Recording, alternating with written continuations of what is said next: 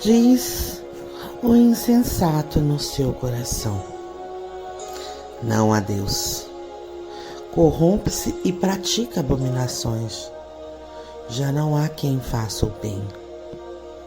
Do céu, olha o Senhor para os filhos dos homens, para ver se há quem entenda, se há quem busque a Deus. Todos se extraviaram e juntamente se corromperam. Não há quem faça o bem, não há nenhum sequer. Acaso não entende todos os obreiros da iniquidade, que devoram o meu povo como quem come pão, que não invocam ao Senhor? Tornar-se-ão do grande pavor, porque Deus está na linhagem do justo. Metei a ridículo o conselho dos humildes, mas o Senhor é o seu refúgio. Tomará de Sião, vieste já a salvação de Israel, quando o Senhor restaurar a sorte do seu povo. Então exultará Jacó e Israel se alegrará. Salmo 14. Glória a Deus. Deus de misericórdia, poder e graça. O Senhor que sonda os nossos corações. O Senhor que conhece a nossa mente. Sabe do nosso levantar até do nosso deitar. Em Ti está, Senhor, toda a nossa força. Em Ti está toda a nossa alegria. Se acordamos, se respiramos ar por hoje, foi porque a Sua misericórdia nos alcançou novamente. Amém? Glória seja dada ao nosso Deus.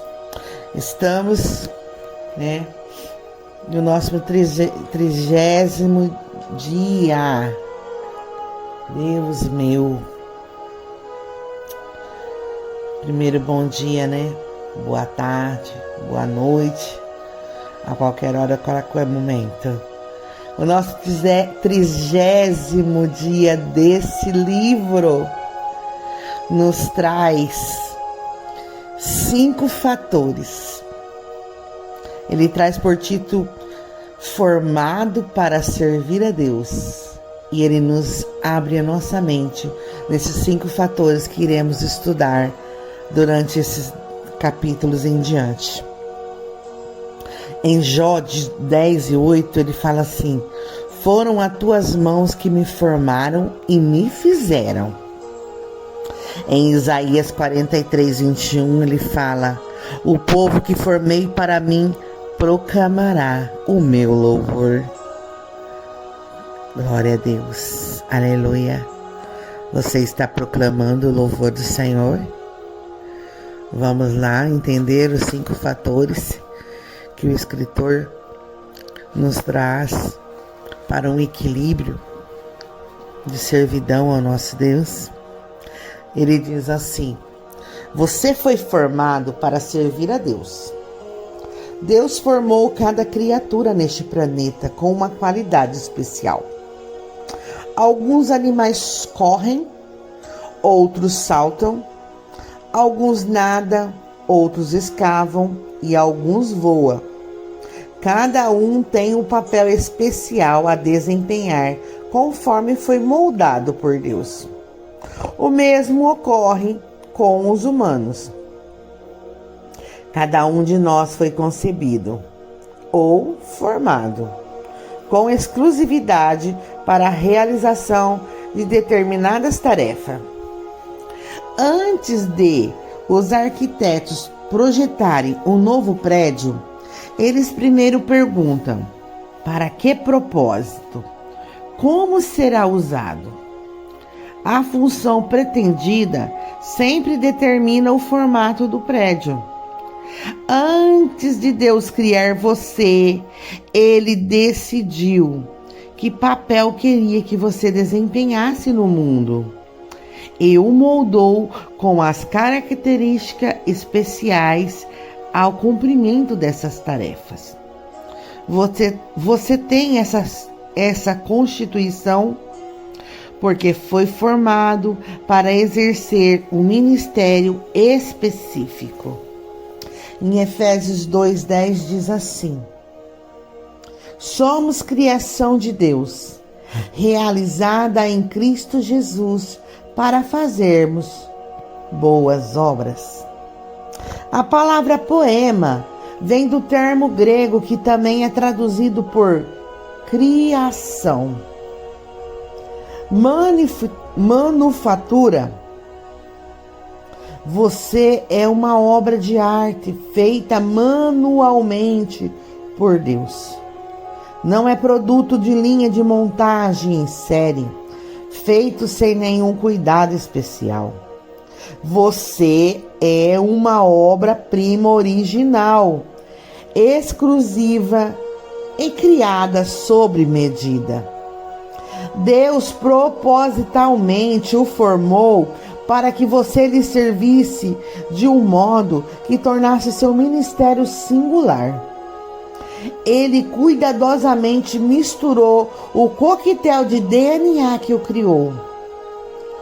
Davi, em Salmo 139, 13 e 14, louva ao Senhor por essa magnífica personalização.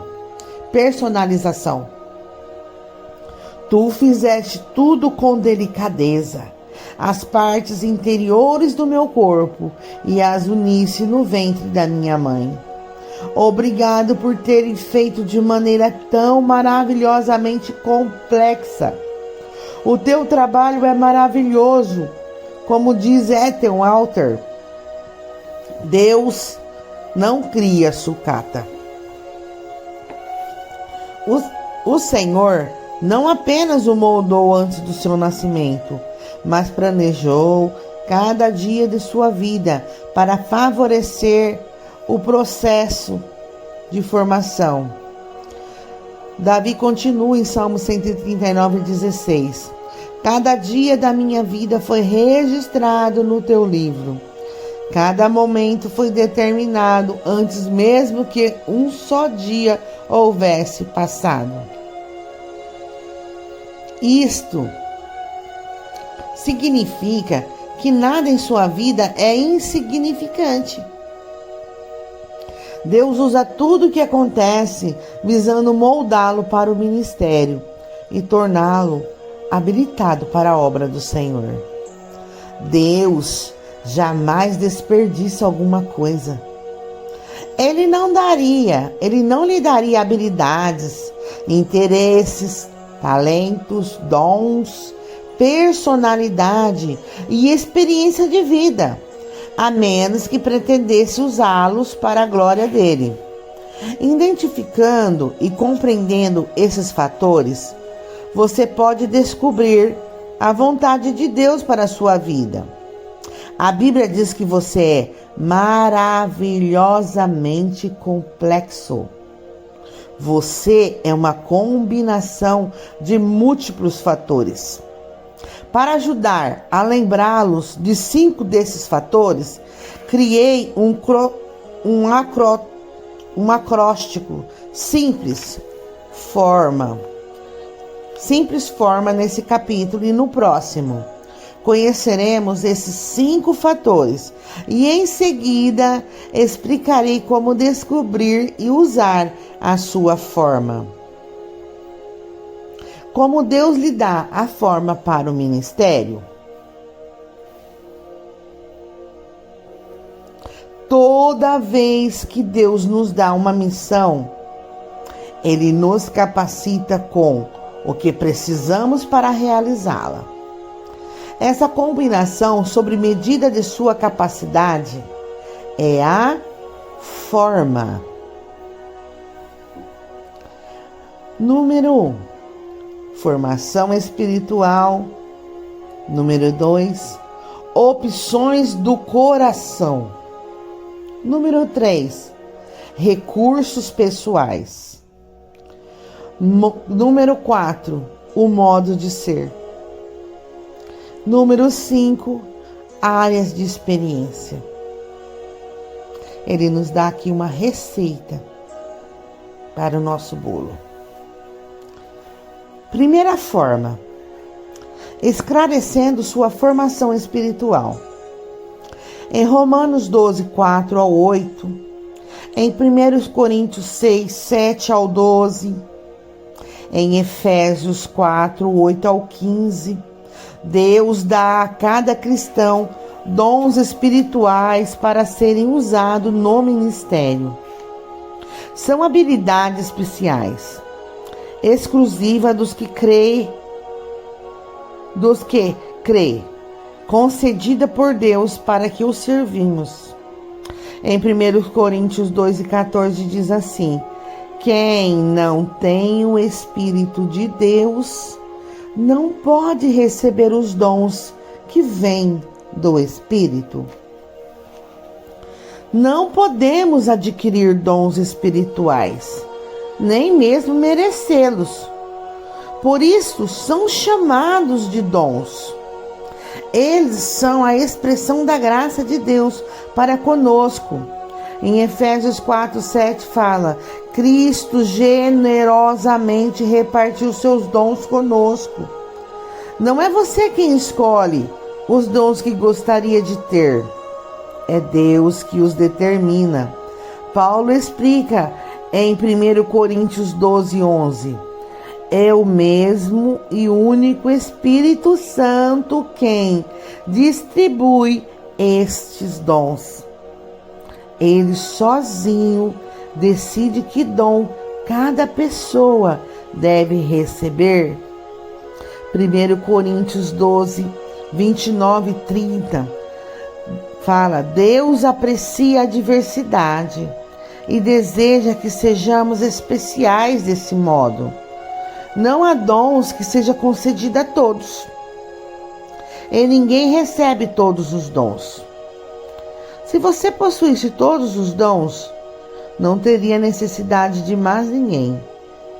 E isto destruiria um dos propósitos de Deus: ensinar-nos a amar uns aos outros e a depender dos outros. Seus dons espirituais não foram concedidos para o seu benefício, mas para o benefício de outros. Exatamente como cristão, receberam dons para beneficiar você. A Bíblia diz em 1 Coríntios 12, 7, um dom espiritual é dado a cada um de nós como meio de ajudarmos toda a igreja. Deus planejou desta forma para que necessitamos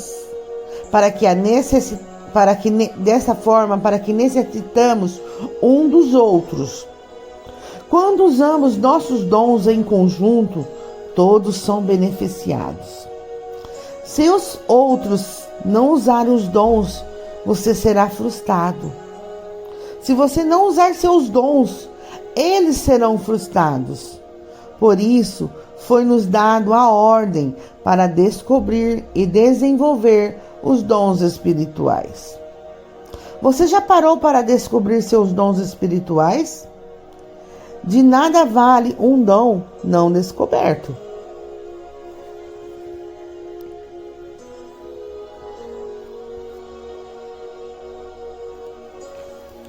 Toda vez que esquecemos essas verdades básicas sobre os dons, ocorrem problemas na igreja. 2 problemas comuns são inveja do dom e a projeção de dom. O primeiro ocorre quando comparamos nossos dons com os dos outros cristãos e nos sentimos insatisfeitos com o que Deus nos deu, tornando-nos ressentidos e ciumentos do modo em que Deus usa os outros. O segundo ocorre quando esperamos que alguém mais tenha nossos dons. Faça o que fomos chamados para fazer e se sinta tão entusiasmado quanto nós a respeito deste dom. 1 Coríntios 12:5 diz assim: há diferentes tipos de serviço na igreja, mas é o mesmo Senhor que estamos servindo. Os dons espirituais são às vezes exageradamente enfatizados, contribuindo para a negligência de outros fatores que Deus utiliza, a fim de nos preparar para o serviço. Os dons espirituais revelam uma chave que nos permite descobrir a vontade de Deus para nosso ministério, mas eles, em particular, não formam o quadro completo.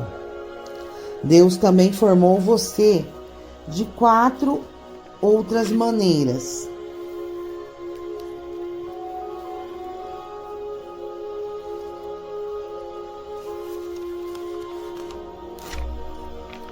Segunda forma, atendendo para as opções do coração. A Bíblia usa o termo coração para descrever o conjunto de desejos, esperança, interesse, ambições, sonhos e afeições que você possui. O coração representa a fonte de todos os estímulos. O que você gosta de fazer e o que mais lhe interessa? Ainda hoje, usamos a palavra nesse sentido quando dizemos: eu te amo de todo o meu coração. Provérbios 27:19 diz assim: assim como a água reflete o rosto, o coração reflete quem somos nós. Seu coração revela o você verdadeiro, o que você verdadeiramente é, não o que os outros pensam que você é ou a circunstância o força a ser. Seu coração determina o porquê. Salmo 34:7 diz: de você dizer as coisas que diz. Provérbios 4:23 de sentir-se como se sente. Mateus 12:34 diz de agir da forma que age. Fisicamente, cada um de nós tem um batimento cardíaco único. Assim como temos impressões digitais e padrões de íris e de vozes singulares. Cada coração bate de maneira diferente. Impressiona saber que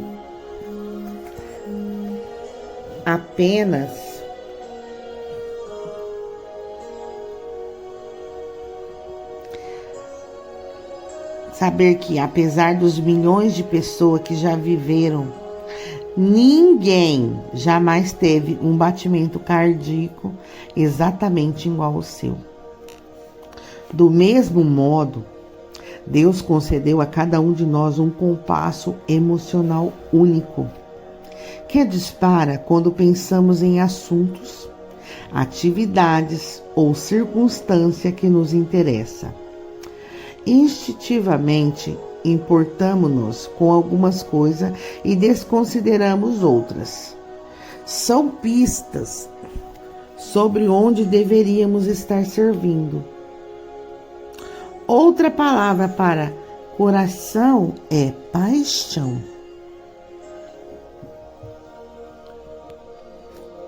Existem certos assuntos que despertam nossa paixão, enquanto outros nos são indiferentes.